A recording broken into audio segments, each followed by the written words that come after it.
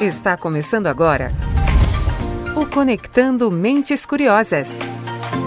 O podcast onde a transformação digital encontra o direito.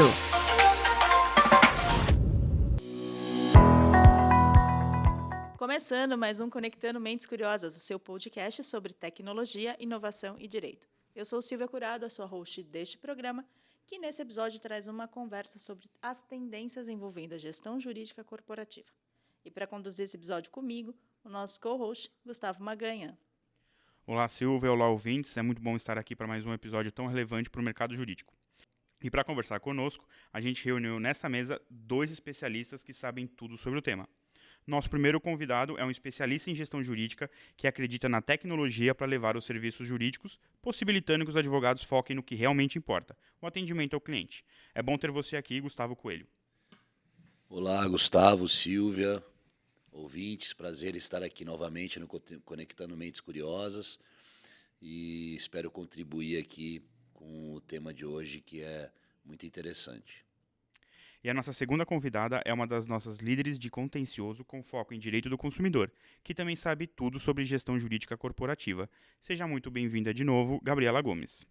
Olá, oi Silvia, oi Gustavo Coelho. É muito bom estar aqui com vocês novamente. Bom ter vocês aqui para a gente conversar com esse tema de novo. Gustavo, Gabriela, vocês participaram de 2 episódios referência em 2020, quando a gente falou sobre gestão jurídica com o Magalu e com a Infracommerce. De lá para cá, o que a gente pode falar que mudou? Bom, Silvia, acho que um dos principais aceleradores aí no que se refere à mudança tecnológica para o mercado jurídico corporativo foi o advento aí da pandemia, né? Então, as operações jurídicas corporativas tiveram que se movimentar rapidamente na digitalização de seus processos, utilização de ferramentas tecnológicas e outras tendências relacionadas a esse mundo, como metodologias ágeis, né, e analytics, legal design, para dar uma resposta rápida ao que a pandemia nos impôs, né, de trabalhos remotos, pessoas conectadas, e aproveitando todo o planejamento que já vinha sendo feito anteriormente, né, com essa visão de evolução do jurídico. Então, o que eu vejo hoje é uma utilização cada vez mais de novas tecnologias, de novos players de mercado, de legal techs, de prestadores de serviços alternativos, né? E também tanto os departamentos quanto os escritórios criando soluções próprias e internas para esse novo mercado jurídico corporativo. E acho que, além de criar essas novas soluções, a gente teve que colocar em prática a utilização dessas soluções, que ficava muito no campo embrionário de como faremos, e a pandemia ela deu um empurrão para que todo mundo pudesse utilizar. E uma das coisas que a gente percebe, uma utilização forte, além de toda a digitalização de um contencioso, a logística jurídica também, né? Então, você tem colaboradores que trabalham em casa. A gente aciona o Brasil inteiro para que sejam feitas as diligências, para que o mundo jurídico ele não pare, ele continue tendo a sua efetividade. Bom, um dos assuntos que vimos evoluir muito foi o uso das metodologias ágeis, como o Kanban, Lean, assim também como o trabalho organizado por squads. Como vocês veem essa aplicação dessas metodologias? A gente tem utilizado bastante as metodologias ágeis aqui no escritório. Uma metodologia que a gente usa bastante é a metodologia Lean, que a gente revisa as mudanças, a gente identifica todas as oportunidades, a gente planeja como é que a gente vai fazer esse processo para ser melhorado e aí sim a gente faz a execução deles. Sim, e a gente tem utilizado bastante também na área de tecnologia, né? Como a gente tem uma software house interna, de onde saiu o Brainlaw, né? Que fez o spin-off do Brainlaw, a gente usa bastante para a estruturação dos squads, das melhorias que vão sendo desenvolvidas, as criações, as inovações que a gente vai implantando nas nossas operações, né, com toda essa estrutura de squads e entregas relacionadas por sprints, né? Então a gente consegue ter uma estruturação bem interessante utilizando essas metodologias. Um outro assunto em alta é o Legal Operation. A gente tem visto muitas empresas envolvidas com o tema. E qual é o papel do escritório em relação a essa questão? Bom, eu acredito já há bastante tempo, né, que o mercado jurídico corporativo ele tem um tripé que apoia a sua estrutura de funcionamento, né, que são os departamentos jurídicos, os escritórios e agora não, já há alguns anos, as legal techs, as law techs, enfim, né, que acabam fechando esse tripé para essa prestação de serviço jurídico corporativo ser cada vez mais eficiente, né? Essa área de legal ops, né, é uma área que vem ainda embrionária aqui no Brasil, mas a gente tem visto bastante movimentos nesse sentido, né? Para ela funcionar, ela tem que ter um planejamento estratégico muito bem estruturado, não só pensando no roadmap de tecnologia, mas também no roadmap de pessoas, ferramentas, processos, né, financeiro.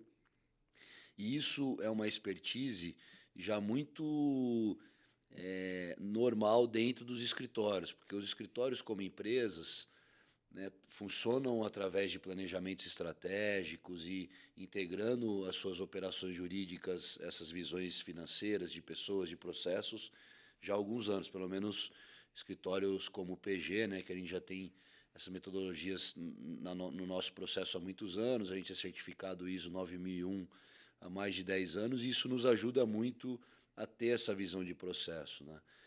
E, portanto, o que eu acredito é que o papel do escritório na estruturação dessas áreas de legal ops é ser um braço, né, que vai operar todas as frentes que o departamento jurídico não tenha condições de operar, ou por limitação de recursos, ou porque o departamento jurídico ele tem que estar focado na estratégia do negócio, né? Então, tendo um braço forte, um escritório que consegue funcionar, né, sendo um LPO, né, um Legal Process Operation, né, assumindo operações específicas, controles financeiros, desde controles financeiros até controles de processo, etc., eu acredito muito que vai ser o movimento daqui para frente, né? E ainda mais sendo os escritórios grandes incentivadores de uso de tecnologia, investidores para tecnologias, para desenvolvimento de novas soluções, né? A gente tem visto muitas legal techs surgindo de operações de dentro dos escritórios, né? O que não acontece, por exemplo, quando a gente olha para os departamentos jurídicos, que são compradores dessas soluções. A gente vê uma movimentação muito grande dos departamentos jurídicos que eles acabam internalizando algumas funções e depois de algum tempo eles acabam terceirizando isso para os escritórios. Então a gente acaba identificando um ciclo de internalização e posteriormente terceirização disso. Você acha que isso seria possível no Legal Operation, ele já começar de uma forma interna para depois ser terceirizado, ou ele já começa de forma terceirizada para posteriormente, quando ganhar mais robustez e mais estrutura dentro das empresas, até para fins de budget, ele será internalizado? Bom, o que a gente vê, assim, eu acompanho muito a tendência do mercado jurídico corporativo da União Europeia e dos Estados Unidos, mais pelo motivo de que eles têm uma maturidade maior e eles já enfrentam algumas situações que a gente ainda não enfrentou, né? E lá, o que a gente percebe é que a gestão estratégica do departamento e do que o departamento tem que entregar como área de negócio estratégica para a companhia, ela fica com uma atividade cada vez mais interna, né? Isso a gente também já vê em grandes operações jurídicas aqui no Brasil, né? Fica mais mais uma atividade de insourcing do que de outsourcing, né? Então, mas eu acredito, Gustavo, que existe uma grande oportunidade para escritórios como o nosso, inclusive empresas de serviços jurídicos, de funcionar como um braço de outsourcing de várias atividades dos departamentos de legal operation, né? Inclusive entregando eficiência, entregando produtividade, porque é uma frente que eu acho que vai ter muita demanda, né? A gente vai ter a estratégia do Legal Ops sendo feita internamente, muitas vezes com trabalho consultivo de advogados externos e escritórios, né, mas também com essa terceirização. Eu não acho que vai ser uma regra fixa, né? Assim como hoje não é, né? Você tem meio cíclico isso, né? Você tem departamentos, quando a gente está num momento de crise, os departamentos eles são pressionados para ter um custo, para ter um controle maior de budget, uma redução de custo, e acabam internalizando atividades para controlar um custo a curto prazo, né? Mas depois isso vira uma necessidade futura quando a gente sai de momentos de crise para que foquem no que é estratégico e não sejam ofensores em custo operacional para as empresas, né? E acabam tendo que voltar para fazer o outsourcing. Eu acredito que a área de Legal Ops vai ser muito isso. E a gente vai ter oportunidades de empresas que vão fornecer esse serviço de Legal Process Operation para operar efetivamente o Legal Ops das empresas, né? E entregar uma gestão muito consolidada. Um dos assuntos que a gente vem discutindo bastante, seja internamente, seja pelo mercado com nossos clientes em 2021, foi a questão do legal design e o visual law. Como que vocês encaram esses assuntos na gestão jurídica corporativa? Edu. Esse é um assunto bastante tratado aqui dentro do escritório. Acho que desde quando esse assunto veio no mercado sobre legal design, a gente começou a trabalhar aqui dentro de casa para ver onde a gente podia atuar, o que nós poderíamos fazer de diferente para o mercado. E hoje a gente tem uma atuação bem forte. A gente consegue fazer tratativas de contratos usando o legal design. A gente faz peças movimentando aí o judiciário de uma forma diferente, usando bastante o visual law nas nossas peças. E a gente percebe que ainda tem uma resistência do judiciário para olhar para essas peças. E a nossa função aqui é trazer o que a gente já vem trazendo, né? Já vem falando com o judiciário de uma forma diferente, talvez muito mais visual, olhando para alguns gráficos diferentes. A gente percebe que meio que viralizou essa coisa de usar o visual law nas peças. Então, a gente vê alguns exemplos aí de escritórios que usam A gente vem tratando com o judiciário para tentar ver uma forma diferente de olhar para nossas peças, olhar para o que os nossos clientes têm para dizer, né? Então, a gente precisa tentar mudar um pouco da cabeça do juiz que vai olhar para as nossas peças e mostrar uma outra face do nosso cliente. E aí vem a pergunta de $1 milhão que a gente vem recebendo de todos os nossos clientes. O que isso vai melhorar no meu êxito? O que isso vai melhorar em não termos condenações? Eu acho que a gente consegue trazer uma visão diferente dos processos, mas a gente não consegue garantir 100% de que vamos ter muitos êxitos, né? Se a gente não melhorar o pós-venda do cliente, não dar insights para eles de melhorias, eu acho que a gente não vai andar com tanta celeridade junto ao legal design aí.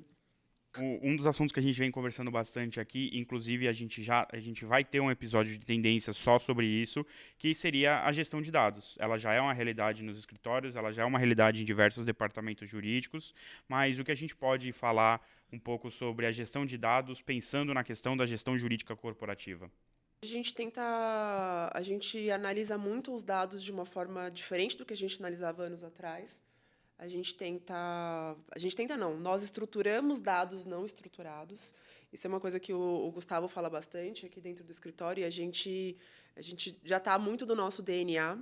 Então, a gente olha para dados que a gente não olhava antes, e a gente traz insights para o nosso cliente do que uma dor que ele não sabia que existia, mas era uma dor que existia dentro da operação dele, né? Então, a gente consegue olhar para o que, de fato, o meu cliente necessita, que muitas vezes ele não tem essa visibilidade, e a gente traz alguns insights de melhorias. Acho que a gente fazia isso muito de forma intuitiva, e hoje, quando a gente olha para a literatura, a gente consegue ver que isso, na verdade, a gente faz o storytelling de dados, que nada mais é que a gente analisa o motivo, a gente coleta todos os dados que a gente pode fazer para trazer uma melhoria. Então, a gente pega o motivo, coleta, analisa.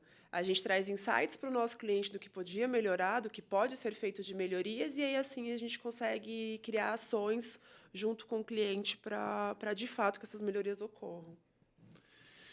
E esse ponto que a Gabi colocou é importante, né? O grande desafio, quando a gente fala em gestão de dados, é a gente ter dados estruturados para servirem como insumos, vamos dizer assim, para ferramentas de analytics, como Power BI, QuickView, Tableau, enfim, que são as mais utilizadas aí no mercado.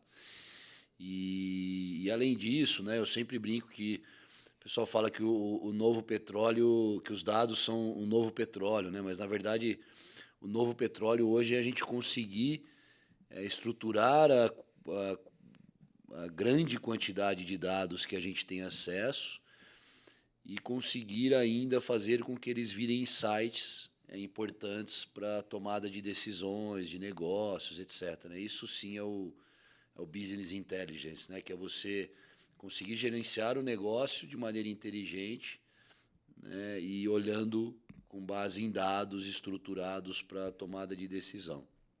Falando um pouco de mercado em relação a isso, né? Eu vejo isso é uma grande corrida, né? Quando a gente fala em analytics, gestão de dados, porque é uma área que tem bastante aderência e bastante demanda do mercado jurídico corporativo, né? Hoje você já tem alguns players no mercado que oferecem soluções muito interessantes que cruzam não só as bases internas do cliente, mas também bases externas públicas, como de tribunais, entre outras, né?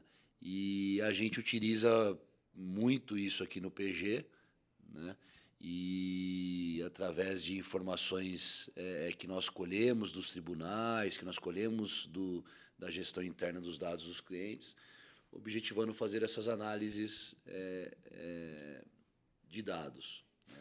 E, além disso, uma coisa importante, assim, que aí eu acho que também é uma corrida que a gente tem visto muito grande no mercado, é conseguir utilizar os dados para criar algoritmos de predição, né?